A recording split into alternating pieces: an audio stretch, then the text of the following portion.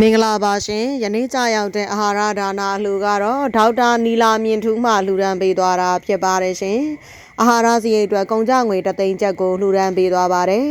တာရုပါရှင်အလှူရှင်မိသားစုလည်းကိုစိတ်နှပြချမ်းသာချမ်းသာလန်းဖြာကြပါစေ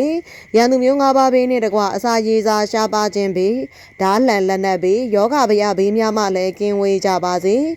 ကောင်းသောအလုပ်ကိုင်ကြံစီဟုသမျှချောမွေ့စွာဖြင့်ကြံတိုင်းအောင်ဆောင်တိုင်းမြောက်ကြပါစေရှင်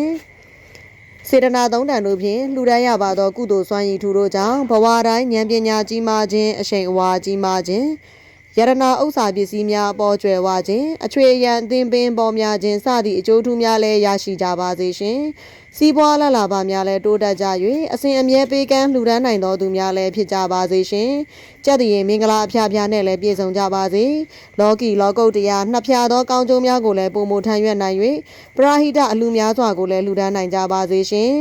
ကောင်းခြင်းမင်္ဂလာအဖျားဖျားနဲ့ပြည့်စုံကြပါစေရရှိပြီးသောယရနာစည်းစိမ်ဥစ္စာများလည်းတည်တံ့၍ပြန့်ပွားတိုးတက်ပါစေလို့ကျမတို့ရွှေရောင်နှလုံးသားမိသားစုမှဆုမွန်ကောင်းတောင်းပေးလိုက်ပါတယ်ရှင်လှူဒန်းမှုအတွက်ကျေးဇူးအထူးပင်တင်ရှိပါတယ်ရှင်